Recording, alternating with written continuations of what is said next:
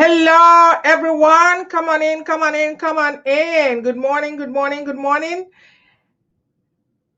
If you are coming in right now, go ahead and talk to me. Go ahead and talk to me. But anyway, I'm going to get started today. I am going to get started. Let me see if I can invite some people in. All right. So, Merry Christmas. Merry Christmas to all of you. If you are watching me right now, you know I do appreciate you. If you're going to be watching this as a replay, as always, I do appreciate you. And don't forget to put in the comment section, tell me what part of the world that you are watching me from and how you serve humanity. You never know who's been watching and looking for the information that you provide to get that transformation. My name is Christy Iwuchukwu, and I train female speakers. And if you are watching me right now, I am super, super excited to be here, coming to you all the way from the Sunshine State of California, the beautiful city of Sacramento. That is absolutely right. You probably have seen the title of today's video. That you have seen the title of today's video. I am asking questions to speakers, and I'm asking, do you rob your audience the experience of the story that you tell during your talk? That's right. Are you robbing your audience the experience of the story you tell during your talk, during your presentation? If you do, watch this video. No more excuses. You know that speaking is one of the best ways to grow your business. So be able to speak to a whole lot of people and talk about the transformation that your product and services provide. The challenge is that speakers, when they're telling the stories, they don't know the right story to tell. And even when they do know the right story to tell, they lack the confidence to be able to share that story. And as a result, you rob the experience, you rob your audience the experience of enjoying this story and your talk, and you rob yourself the outcome that you are seeking. And so I want to talk about it today. When I train speakers, one of the things I tell them is don't cry during your talk. Whether you are talking to one or many, don't cry when you are speaking, when you are presenting, when you are on stage, whether it's an online stage or offline. Do not cry. Why? Because that is the topic for today. You rob your audience the experience of enjoying the story and enjoying your talk in general. I cannot tell you, and I know that some trainers will tell you that crying brings emotion, and absolutely it does bring emotion. But do you want to cry and put the audience in that sink, in that pit? Or do you want to cry because you want the sympathy? Or what is the purpose of crying? And don't get me wrong, some of the stories people tell during their presentation is very traumatic, is very emotional. But I believe that if you are not over that story, if you're not over the incident, I should say, if you're not over that trauma, I think that coming to talk about it, for some people, they may get something out of it. They feel sorry for you. For some people, they're going to be feeling sad.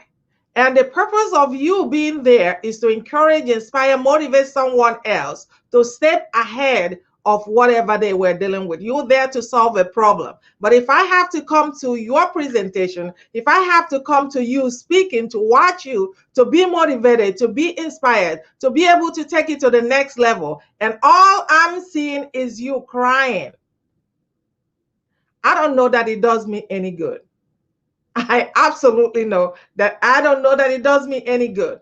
And so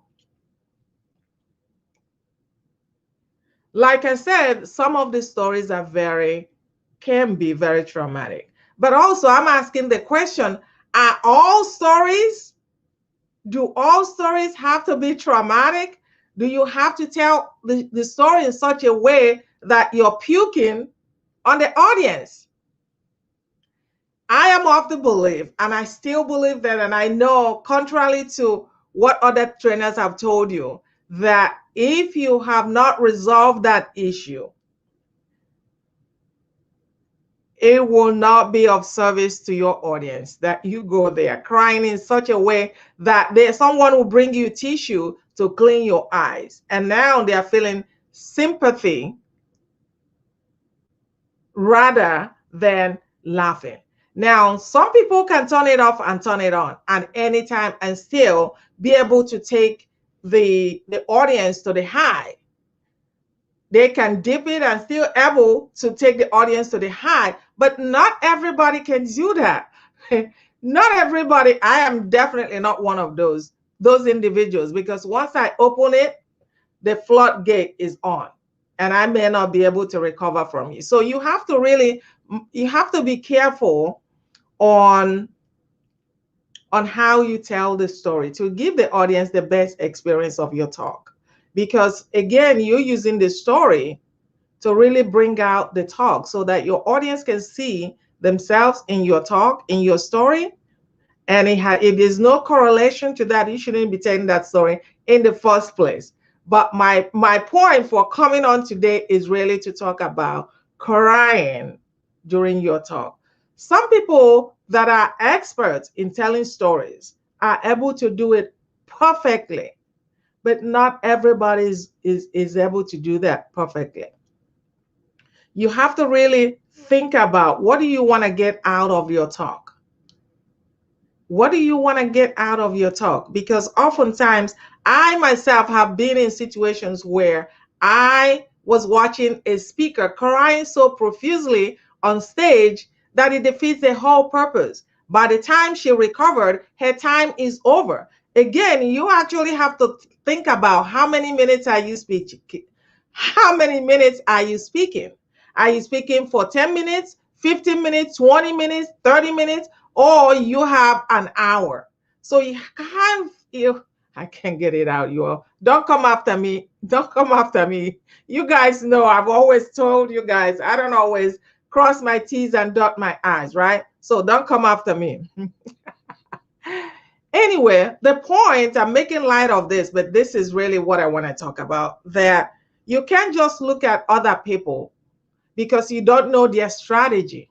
You can't just look at other speakers. Maybe they cry during their talk and you go on and cry, but you have not mastered how to go from crying, dipping, bringing them from the valley to the mountaintop.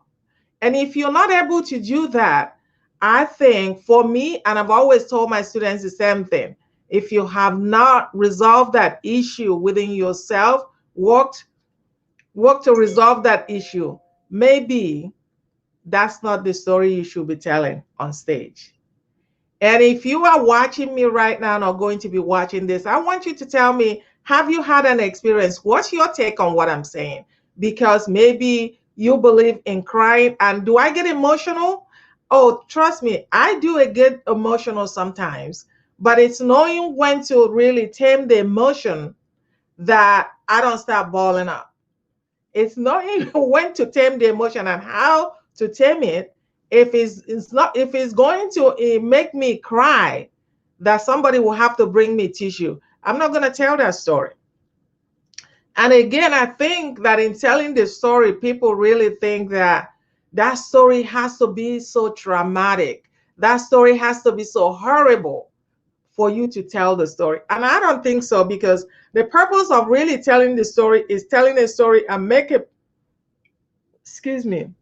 tell your story and make a point. That the story relates to the topic that you are talking about. It helps bring out, lively up the topic that you're talking about. You're not just telling the story because you want people to feel sorry for you. You're not just telling the story for telling the story. If it has no correlation to your topic, that story may be saved for another time. Again, if you're watching me or you're going to be watching this later, go ahead and comment. I would love to hear from you. Comment and tell me, do you have experience? Are you that person? Maybe we can learn from you too. Are you that person that cry when you present? And how has that served you and your audience? Are there things that perhaps we can learn from you? Are you someone that is able to do that perfectly? Like I said, some people are able to do it perfectly where they can turn it on and turn it off and nothing ever happens. They're able to take them from the valley to the mountaintop and still have that inspiration, motivation that the audience needs to move to the next level. So where the audience still get the transformation.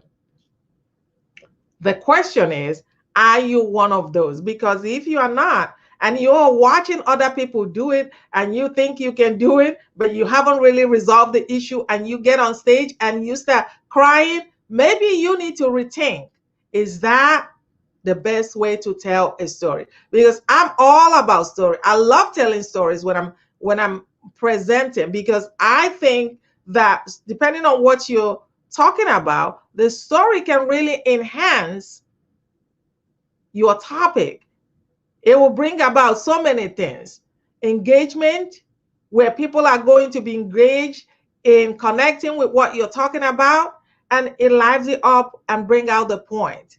The moral of your presentation or your topic is seen through your story. Again, if you're someone that cries during your story telling, the question is, how has that been working for you? How has that been working for you? For me, I may get emotional, but open up the floodgate, it doesn't work for me, because I know once that floodgate opens up, I can never recover from that. And the question is really, is it all storytelling? All storytelling? Does it have to be so traumatic to make a point? I don't believe so, but perhaps you have an experience. I think that some of them can, but again, when you're telling that story, being able to bring them up at the end of your story, then you have done your job. So that's all I have today. If you know anyone, any speaker that needs to hear what I'm talking about today, please go ahead and share this message. Go ahead and share this message. And I cannot wait to come back later on or tomorrow and talk to you again, because you guys know I have my storytelling for speakers coming up January 13. And hey, love storytelling, and I want to hear from you. Until next time, take care. Bye-bye.